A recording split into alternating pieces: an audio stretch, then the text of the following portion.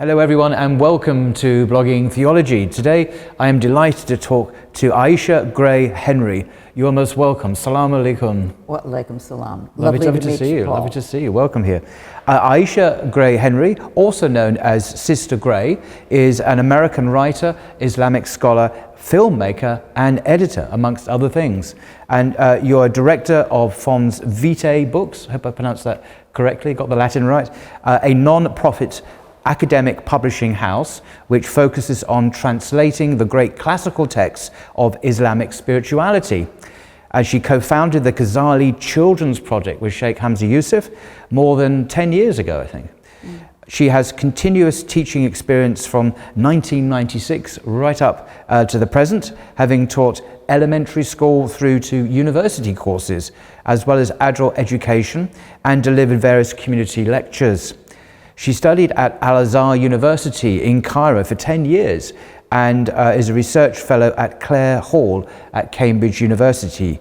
And since 1979, you've made a significant contribution to publishing in the area of Islamic Studies and comparative religion. And you're co-founder and trustee of the Islamic Text Society, based in Cambridge, also in the UK.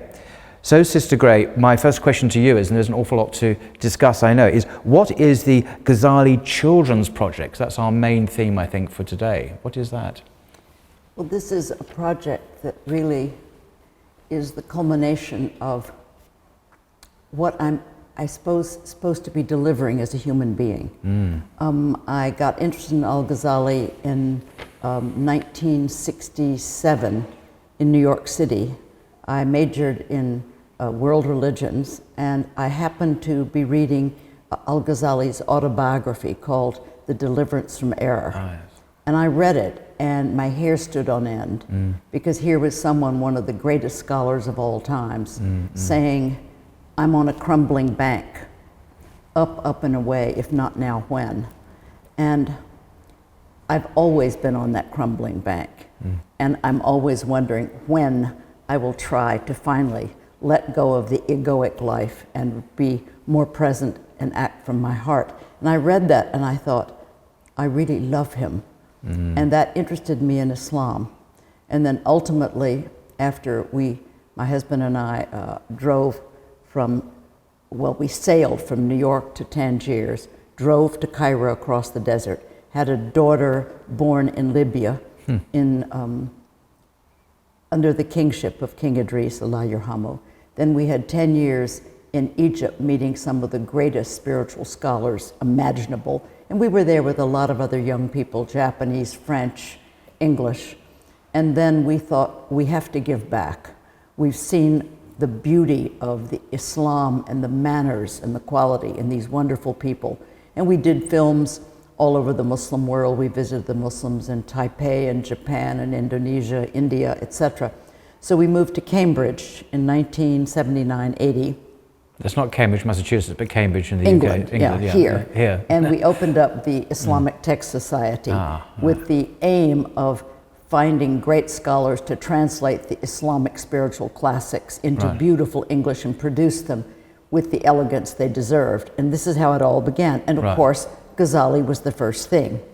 And Abdul Hakim Winter had just graduated from Pembroke, and he translated Book 40. He started with the last, the Book of Death, and what comes after, and later on Breaking the Two Desires. And so the Ghazali series got going in the early 80s, and here we are, like 40 some odd years later, but it's coming, it's incredible to have been drawn into this. But what's also incredible is that you're obviously an American woman from Kentucky in the American South. I've been there. It's definitely not like London. But you've made the extraordinary journey, haven't you, from that part of the world, which is not famous for its Islamic scholarship, to become one of the preeminent scholars, if you like. Well, I'm not a scholar, but I'm a publisher. You published, the Islamic Text Society and so on. That's an incredible journey. How does a lady from the American South end up becoming such a prominent publisher of Islamic texts? I think what it really is that each human being, we're all being drawn to who we really are. And if you are drawn to something and you love it and keep going with it, it's almost as though something's coming through you. One of the things I learned from Ghazali in oddly enough, the book of Zakat, when he says, Paul Gray, did either of you choose your parents, select where you'd be in time and space? Did we give ourselves our skills, our loves, our strengths, our connections? No. We actually, everything you and I are is on loan. It's an amana, a trust from God. So actually, we can't take credit for what we do because it's what we're doing. And you can just watch and see what you're doing, and then you can see what you were given to do. So in a way, I was just picked out, I think probably because I love Ghazali and have a skill in finding authors and scholars and publishing their works, that this project came on. And so I came back to Kentucky in 1990, so my mother and father could die in the home he built. He was an architect. So I came back, and after Daddy and Mother died, I went to Tibet and got involved with Tibetan Islam. Yes. Wow. Yes, I've published the book. Prince Ghazi of Jordan, the Dalai Lama, did a book for me, the common reality between Buddhism and Islam, and I've spent a lot of time with the Dalai Lama too. And then also I worked in the Bosnian War, and all of our books are also in Bosnian. And then I opened up at the suggestion of Abdul Hakim Murad Winter. Now he's also known as Tim Winter, Yes. as an academic at Cambridge University and head of the Cambridge Muslim College in Cambridge. And he built the most beautiful mosque, modern mosque. That Echo it is Mosque. stunning, isn't it, actually? You gasp when you go in. It's so beautiful. Remarkable. Yeah. So he suggested I start something and call it Fons Vitae, Fountain of Life. As typically Tim Winter's very obscure Latin phrase. Well, it's wonderful. People are not going to necessarily know, but it means what? It means fountain of life, or fountain of life. Fountain of life. And so the immediate thought, I'm in Kentucky teaching, got to continue the 40 books, and the Islamic Text Society continuing, and then me doing, and it was moving slowly along. And then one day, and I did start to try to read some of the books we had published, like the Book of Death, and honestly, it was so scholarly. Nothing wrong with that. It's quite a big fat black tome, isn't it? Well, and it's very dense and concentrated. It's brilliant, but when you start reading it, I'm a slow reader, and it was so profound, and the language was so magnificent, and then there were so many supportive texts that Ghazali puts in from Quran and Hadith that, like, I would stop in each one. You can't just read it like a newspaper. You have to think about it. And I thought, oh my goodness, I am never going to get to read the Ghazali because, and at this moment, Hamza Yusuf called me one morning. He said, my children go to an Islamic school and basically it's not working out. I know what he means because children end up being told, do this and that and do 10 of these, you might go to hell, you might go to heaven. And so it's not engaging, it's not something they love. And he said, why don't you do Ghazali for children? And you know, as you said earlier, what a weird idea. Well, this to many people, when I first heard of this concept, seems impossible because Ghazali, as you've already explained, is such an exalted, sophisticated intellect, one of the great intellects of the human race, arguably. And here is the suggestion that he might be available, accessible for children, young children. So how is it? But clearly, you made the impossible possible. And I want to say, it's not for children. The children's books are for us. And honestly, with the children's series, they're good from age 5 to age 80. And it's because we're all, in a funny way, the same age. The children, we used to have during COVID a group of us that would meet on Sundays. We had people in Dubai, people in Bosnia, people in London, people in New York, and we would get parents, grandparents, and children, and we would take one point and discuss it. And the children actually liked to hear some older person saying, I'm having a problem with anger. They were. So it's not like we're little children, we're grown-ups. And you started realizing that the children themselves are actually brilliant, you know? And to the point that my little granddaughter, who lives in Germany, the book I'm working on right now that's about to go to press, and I'm going to be doing a children's presentation at the Cambridge Mosque on Sunday, but also here at this center, a school nearby here. It's book 23. It's called The Banes of the Tongue, the things you can't say. The tongue is the most delicate little organ, and Ghazali says it can do more harm than a sledgehammer, and its reach is vast. And there are 20 things that we are doing, which are not only harming others, but they're destroying our fitra, our own essence. And when I read that book, my hair stood on end. Well, as we all know in Islam, backbiting is one of the worst things you can do. The image is you're eating the flesh. Yes, it's the worst image disgusting. you know. It's meant to be disgusting. It's repulsive, and that's the whole point. We're not supposed to do it. It's that bad. It's that bad. And it breaks your fast as well. Does it? Yes. I didn't know that. There's when we were doing the book on fasting, it was amazing. There was a hadith in which the Prophet, peace and blessings be upon him, an old lady or two of them came and said, you know, we're old and we're tired, may we break our fast early today? And he gave them a bowl, and he said, throw up in this.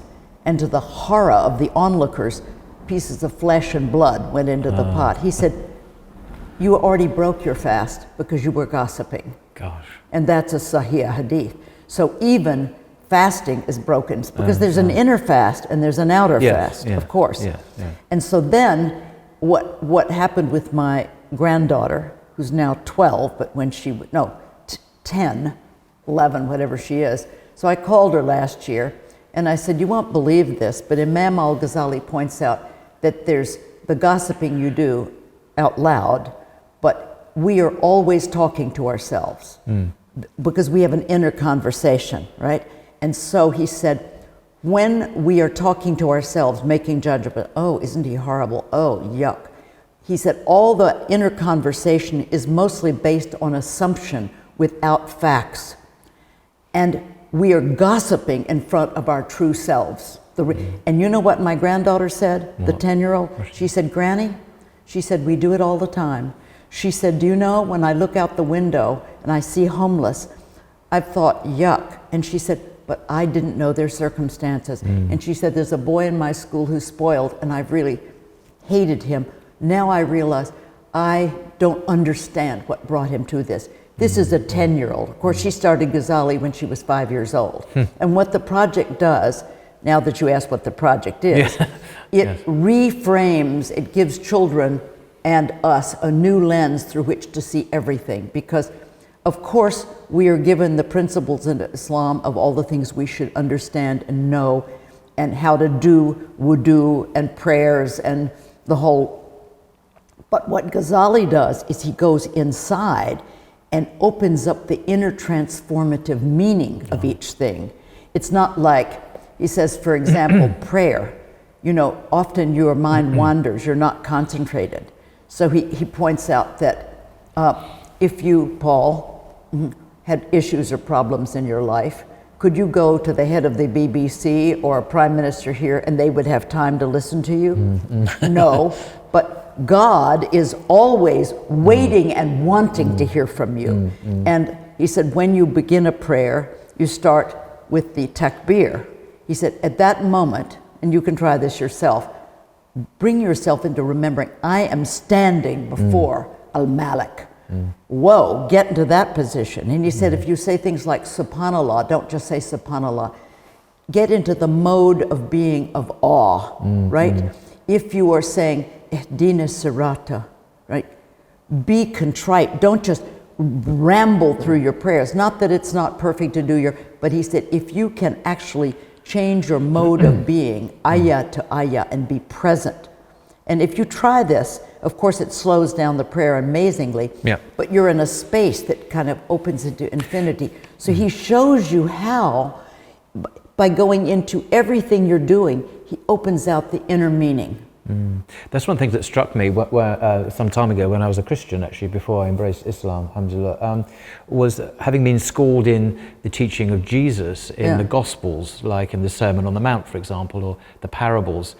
And there's great emphasis on the interior, the intention, the sincerity, the loving your neighbor, not just merely going through external practices and rituals and commandments, which the Gospels accuse the Pharisees of doing. And then when I heard this, not just al-Ghazali, but in the Hadith, of course, and the Quran, I thought, yeah, I recognize this. This is authentic spirituality. This is the real thing. And that made my transition to Islam very smooth, because the connection between Jesus and Muhammad, peace be upon them both, is very real and profound. And so I didn't have to kind of contrive a bridge, a way to Islam. It was just recognizing the similarity at a deep level, the spiritual commonalities between them. And so al-Ghazali, as you are wonderfully articulating him, expresses this sentiment, a very Jesus-like sentiment about loving from the heart. The famous antitheses of the Sermon on the Mount. Don't just not commit adultery, but don't commit adultery from your heart. Don't just not kill people, but don't get angry with them, and so on and so on. And this is the same thing, and that's why we know that all these prophets are sent by God, because they essentially have the same message, I think. They're not two truths, are there? No. Truth may end up being clothed in different traditions or different forms, but finally mercy is mercy. Yes. Yes. I mean... Yeah, but it takes those who have, eyes to see and ears to hear to actually notice that. A lot of people are distracted by, obviously the media representations about Islam or religion in general, and don't really get to the heart of the matter at all, and that's a great shame. It's a great shame. It's a great shame, but those who actually see and hear at a deeper level recognize these things, obviously like yourself, who've been graced by God to see this, and then build this extraordinary work that you've been doing. But you have some books, by the way, of... Well, we did the life of Imam al-Ghazali, because we thought people wouldn't really know it. Yes. And our books are really beautiful, and this is by Demi, one of the greatest artists. And what we did was we put the text for the parents here. Right. And then we put in below the illustrations the text for the children. So that's the children's text, yes. And this is the adults' text either side. That's very clever. This is where Ghazali makes the decision up and away. Right. Yeah. So this is one of the things we did. But then we did, the first book is called The Book of Knowledge. And that, if I can get the workbook here. Let me find it. Oh, there it is. The Book of Knowledge is said, this is the first of the 40 books. Yeah. And Hamza Yusuf said of the Ihya Ulumuddin, it's the Quran in a usable order. Ghazali, you could diagram. It starts out, it says this, and from that comes this, and it builds up. And it's so clear, right? So the Book of Knowledge starts with, well, I'll just say, and this is why it's so effective for children. All right, I'm just going to tell you something. He begins the Book of Knowledge, and I'm going to say it in the children's way to you. Okay. All right? Okay. Did you know, Paul, that there are two kinds of learning? Okay. No, I didn't. All right. What are they? Well, one is regular practical learning. Right. But the other is how to polish your heart. And then you could say, what? Yes. So my little granddaughter, Layla, said, what? I said, didn't you know there are two hearts? There's the physical heart that pumps the blood, but then there's the real heart, the spiritual heart. And she said to me, well, how does it get dirty? Oh, maybe you don't mind mommy, maybe you don't share. But why would you have to polish that off? Oh, you didn't know there are two realms. There's this world, this is brief, and then there's the eternal realm, which is forever. The unseen. Yeah. And so what happens is, you start talking to the children, and even in the workbook for the book, well, this is the book, the Book of Knowledge, and we've made them all perfectly beautiful. They are stunning, I must say. They're stunning. The quality is extraordinary, actually. I had a grant from the Templeton Foundation for just under $1 million, and it took 3 years solid getting the illustrators, and how do you get this material from a Ghazali adult book? We would have a scholar, in the case of the Book of Knowledge, Abdul Hadi Honorkamp, translated it from the Arabic into English, and then that went into several years of editing to make it perfect for publication for adults. Right. And then I took that manuscript and circled every key idea and picked one or two supportive scriptural passages, Right. not all of them. And what I found was I wasn't about to knowing that there'll be people who will never read anything except the children's books. So this is Ghazali. But you've got a master's in curricula development? Or? Oh yeah, master's in education and curriculum development. So you're precisely qualified at a master's level to actually do this? Yes. Yeah. And also I've taught from 12 euros through university, so I'm used to trying to get a point across to a lot of bored people. So anyway, so with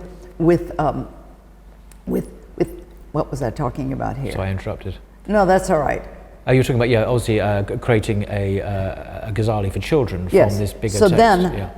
Then after that, we had to have a storyline because, people remember stories. I can tell you, be patient. But if I tell you the story of Sayyidina Ayub, of Job, you can remember it. It's amazing. So I had to have a storyline for all of this. Yeah, this is what Jesus did with the parables, of course. He didn't just tell people to love your neighbor. He told these extraordinary stories of the Good Samaritan and so on, which we're still talking about 2,000 years later. So it's amazing what stories will do for all of us, because you can go back to that.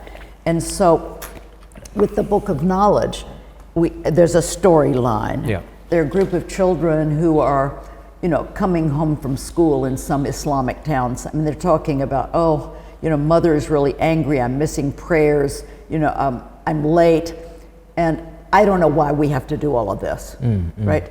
And then they find a forgotten garden, this, what little door with ivy, and they go in and it's beautiful. It's a forgotten place in their town. And they think we could meet here and talk about our questions. And then they think, well, who will answer our questions?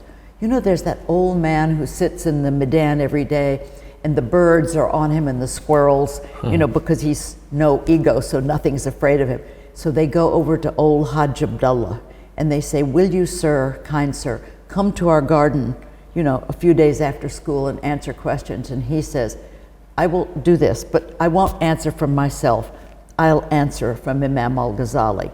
And it starts like this, but then the children get answers from their grandparents. Their grandmother teaches them about the jihad al-nafs, the different levels of the soul. I mean, children can understand. They don't have to be not informed about the nafs al-amara, the nafs al-lawama. Why not tell them? Because there's a sense that, Islamically understood, children are closer, they're fresher, they're more innocent because they've come more recently from God, haven't they? Whereas those of us who are a lot older have been around the dunya, being veiled. But they are fresher, more innocent and more open to these unseen truths than perhaps people who are much older are. So. That's true. Yeah. So the idea was to create this and go through, we went through the Book of Knowledge, the Book of Belief, the Creed. Then, if you had a child that said to you, Dad, who and what and where is God? Could you as a parent answer that? No. But Ghazali does it so simply that even the children's Book of Belief is used to teach by some imams. It's actually used to teach adults because it gets right to the point. And it's also in Arabic at Azhar. This is the children's version, because it is clear. And so with the heart, I'll just show you, we also did, besides the books, we've done, you have to do a workbook, and there has to be a teacher's curriculum for each book, for every chapter. But with the heart, you see, the children see the two kinds of hearts. You see, there's the physical heart. That's the pump, and that's the spiritual heart. So one of the, and there are different ways. Which heart do you nourish? You nourish this heart this way and this way. But what is so interesting that at the beginning of the Book of Knowledge, when Imam al-Ghazali says the whole point is the polishing of the heart, right? Then it's pointed out, in your life, you're going to have problems every day. All you have to do is think and you suffer, right? Every moment is an opportunity to polish your heart. And so the technique we use in the Ghazali series is the children draw their own golden heart.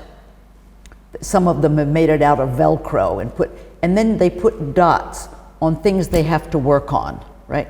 So they're in charge of themselves. They're not being told, did you do it? The point is not to police our children, but make them aware of what the whole process is and the pleasure of taking it on themselves. And so it's like if I have lots of things to do, like I have 20 books underway, I'm feeling uncomfortable because I don't know, I forget what I've got to be doing. So I have a yellow legal pad on the kitchen counter at home, and I check off things, but I can see it all. So they have their heart, and they know what they're working on. Yeah. And then they also do videos, because it's one thing to say to your children, I want you to share, right? When a mother says to the children, share, they feel if mother is saying it, it's got to be a bad thing, right? But what they haven't experienced is what it actually is. So we have the children, let's say, make a little homemade video of not sharing. No, Paul, you can't hold my truck. No, Gray, you can't have one of my cookies. And it's fun and they laugh. Oh, you can't. Then you say, play, act, sharing. Would you like to hold my truck? And I'm not, well, that felt good. It was easy to do, right? And I didn't lose anything by it. So children have to experience play acting these things, and they think, I get it. But instead, we're just lecturing them. Like with this book on the veins of the tongue, you know, we're told in Islam, you cannot argue. It's forbidden to argue. Think how many children argue with their parents. No, I'm not going to go to bed, you know. But what Ghazali points out, he unpacks arguing. All right, what am I doing if I'm arguing with you? I'm saying, Paul, you're wrong and I am right, right? You know, and you're ignorant of what the truth is here. Well, what has been activated is my nafs. Oh, yes. It's trying to overpower you. It's not the heart. And we see this at Speaker's Corner here in London, by the way. I don't know if you've heard of it. It's an appalling place, which I go to all the time. Yeah. And exactly that. You get these arguments, debates, and so on. And the one thing that always happens, exactly what you described, is the rise of the ego. You can feel it. And you get the competitiveness, and the aggression can come out, particularly if it's testosterone fueled as well. That's why it can become very toxic quite quickly. So one always tries to look for discussions or even debates where the ego isn't dominating like that, where people are actually interested to listen to the other person and learn even. Well, it's a conversation. Exactly. But that usually doesn't happen like that, and you get the nafs, the ego, and it can, particularly with younger guys, it can get quite ugly actually, and it's a disaster. When they think they're doing dawah, they're not really doing dawah, they're displaying their ego and desire for conquest and domination. This is the thing, I will dominate you, you Christian, you atheist, whatever. And of course that's, you can win the argument but lose the person. The person can be put off by this arrogance and well, this so is on. one of the other banes of the tongue. You think you're telling someone something, but it's subtle boasting, it's one-upmanship. Yes. You know, you think I'm telling you about a wonderful thing I just did, but in it is, it's really bragging, you know, and that's, all of those things are strengthening the ego. And I've discovered with the children's program that we've been doing together for so long, that finally all of the things that we're asked to do, the sunnah, is to put the other person first. And that's not what you're doing when you're arguing or boasting. It's always me first. And Ghazali says quite an interesting thing. He said, this is when we're speaking, and all the harm, it comes from speech. He said, silence, if you can be silent, that's where you're secure. Abu Bakr Abu Bakr Sadiq kept pebbles in his mouth. So he had to take them out in order, so he considered, is this worth saying? Is it a good thing? Because we shouldn't say anything that's not beautiful. We've been given speech as this incredible miracle for scripture, for saying beautiful things, and look how speech is used.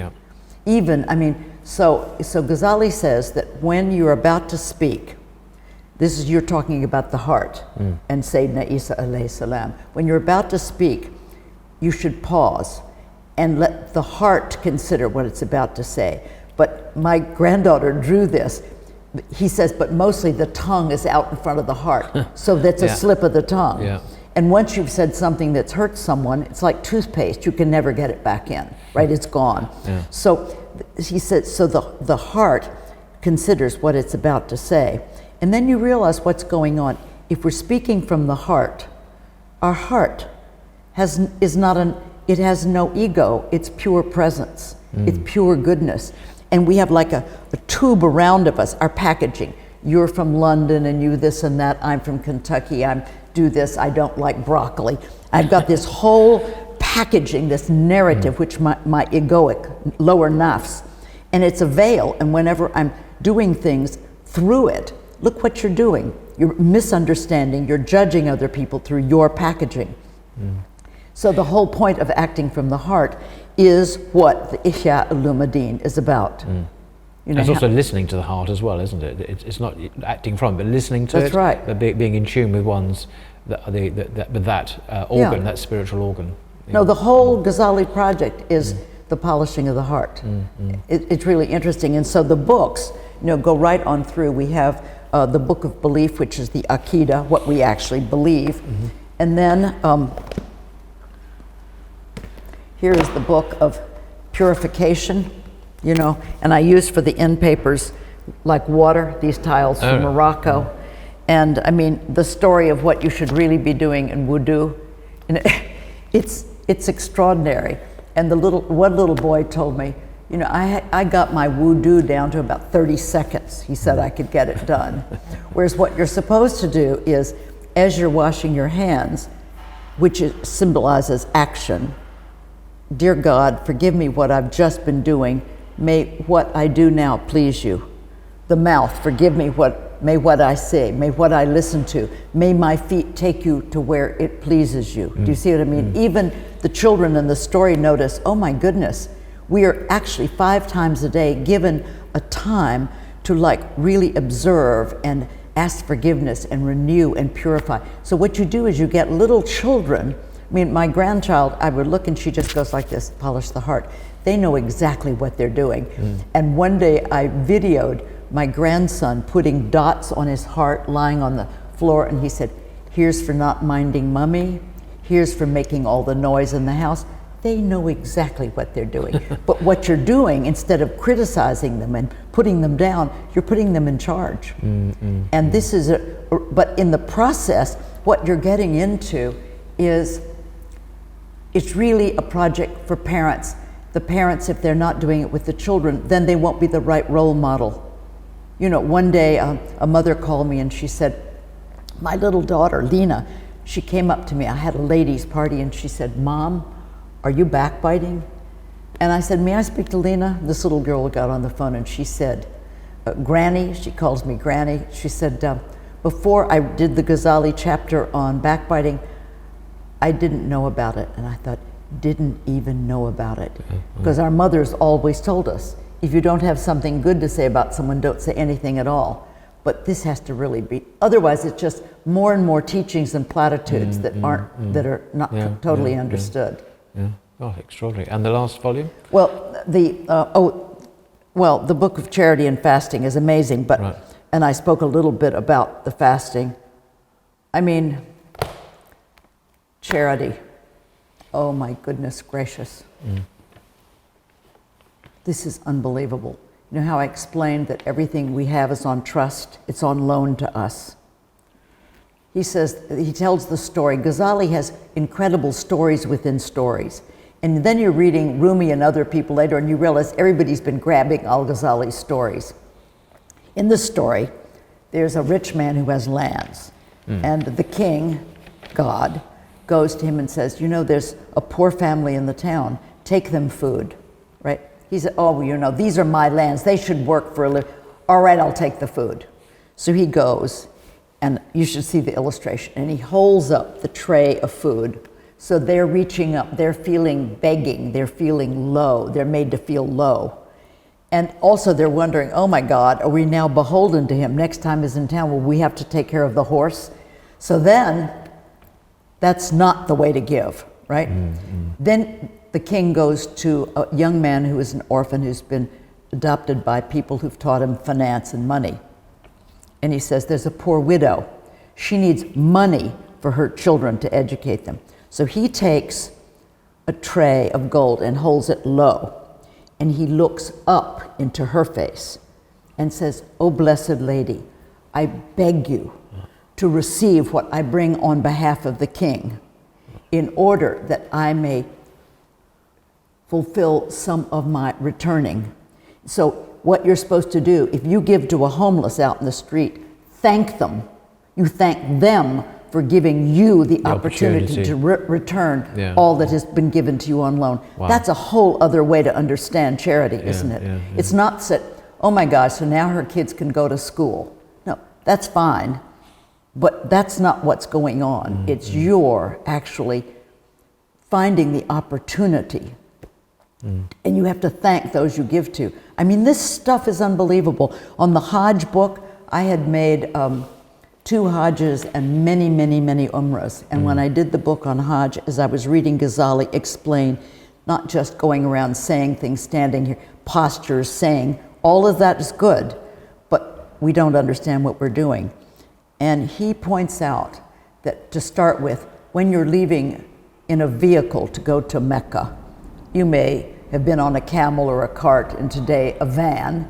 When you're on the way to the Kaaba, he said, consider the vehicle that's taking you there, like that piece of wood, the bier on which your dead body is being taken to the grave. In other words, you are dead to this world and you are returning to your Lord. That's what you're really doing. Then you get there, and of course there's the tawaf. And Ghazali said, Sayyidina Omar alayhi salam said, I wouldn't kiss the black stone except that I saw the Prophet, peace and blessings be upon him, kiss it. Ghazali said, well, that's not it. This is what's really going on with the black stone. When Allah subhanahu wa ta'ala spoke to Adam, and in Adam's loins were you and me, everyone who's ever been born, and everyone who will ever come into being till the end of time. All were there, and Allah says, am I not your Lord? And Adam, on our behalf, and we said, Bala, Nam, yes, right? So God says, I say this lest on the day of reckoning you plead ignorance of this relationship. Ghazali said, that act, that contract that you and I made, that is inside of the black stone. That's what's there. And you, before you start the first tawaf, you attest to, you reaffirm that, and then every time you go around you say Bismillah, Allahu Akbar. Who would have known that? But Ghazali, once he undoes every single thing that's happening is you're making tawaf, it's like people are missing what they're doing. They're missing the understanding, the joy. It is so beautiful to be brought into actually understanding what we're doing. I think that's what's so great about al-Ghazali. Wow. And he's so much for our time. You know, at this moment where our children are all just doing everything on iPhones, they can hardly read or write anymore. For them to have something that brings their faith to them in some way that it's, all right, it's fun. The workbook, the games, the activities that are in the school curriculum. So we're making it enjoyable rather than a pain. And this series has gone into, I don't know how many languages. It's going into Uzbek, Kazakh, Russian. Of course, it's already in French, Spanish, Finnish, Dutch, Urdu. It's going into Urdu, the Arabic one. There's several books done. It's caught on all over the world. So how can people obtain these precious books? Well, they can always go on the fonsvitae.com website. Okay. They're in England, there are bookstores here, like the Who bookstore carries them here. Right. And so you can order them online, obviously, and through some bookshops. But you're here in the UK. Obviously, you're from Kentucky, as we know. Yeah. So what are you doing here? What's your mission in England? Well, with these books? Besides seeing my family, all my children are here. Oh, really? My children have never lived in America. They're Americans who've never done America. They're lucky. They're lucky. All right. So I'm here with my daughter and son-in-law who live in Oxford with their 2 girls, and then my son lives in Germany with his 2 children. Right. And so what I'm doing here, besides seeing them, is there's an event here at the Al-Manar Islamic Center. Which is where we are at the moment. Where we are now, in this London. library. Beautiful and library. On Friday, they're bringing together various important personages involved with Islamic education and school teachers and parents who want to hear from me and also to better understand it, but also present. Forget me, what's an American from Kentucky doing, telling these wonderful people how to educate their children. But we have coming from Salihal, Dr. Adiba Ahmed, who's founded a school called Hub Club, which is wonderful. And it's a full Ghazali. You can come in at any age, 5 years old, 11, 18, and they teach all the levels. And she has created something called Radiant Hearts during COVID, where people can take these courses online if you're in Bangladesh, right? And I mean, we have schools, the Meme School in rural Pakistan, we have schools all over the place. And the South Africa did a Ghazali festival, and my son Mustafa and I went to 4 cities. We did 26 presentations. But then also present will be a wonderful Lubna Al-Hok from Dubai. She's coming in for this. And she's coming in because she is one of the greatest teachers. She's taken children from little all the way till they're 18, and she's seen how they're different, how they're transformed, because they can see, they understand, you know, and they're not fooled by the nafs, because they, I mean, even I'm just going to show you something in the workbook which will fascinate you. You know, I mean, I didn't learn this stuff about all of this stuff until I grew up. I mean, we even have, look, comic strips, you know, for the children, which is wonderful, and Ghazali's life in cartoons. But then there's the question of putting children in charge. All right, here, you see, we have the 3 levels of nafs, you see? And here's an illustration. The girl is lying in bed. Her mother is trying to get her up for school, and her lower self says, I'm going to pretend that I'm asleep. Then her nafs, her blaming self says, you know, really you should listen to mom and get up. And then there's the muttama'inna watching the conversation, because we always have the real self. It's like the conscience watching, like, what are you doing? Why don't you do the right thing? So this deep concept that you and I both learned about, right, is presented right away to little kids. Why shouldn't you give them the tools they need? Wow. Well, maybe this might be a good place to conclude. There's so much more it could be said. You have an ocean of knowledge and experience and a lifetime's events that you could tell us about, but maybe another day, inshallah. But thank you so much, Sister Gray, for coming all the way from Kentucky. And I hope you have a blessed time in the UK. Thank you very much. And I'm sure many people will be utterly amazed at what you've done and will look to take this treasure and utilize it. I didn't do it. Are you aware that it just got sent through me? Okay. I didn't actually, I didn't write these. I don't even put my name on it. It just came through. There's no sense of having done it. And you need to read the children's books. It saved me. Looking forward to it. It was what I needed. Actually, this was a gift from God for me, because God knew I needed to understand my deen in this level. It's interesting, I mean, slightly changing the subject, but composers like Mozart and others have said, when they were praised for composing great symphonies and works of art, I didn't do it, it came through them. It was a gift from God for them, so that they actually disavowed ownership of this extraordinary music. So I just saw that parallel between great music and what you're doing in the sense of the origins of it. This just used me to come on through. Interesting. Okay. Anyway, thank you very much, Sister Gray. It's been fantastic. Assalamu alaikum to you. Thank you. Wa alaikum salam. Okay.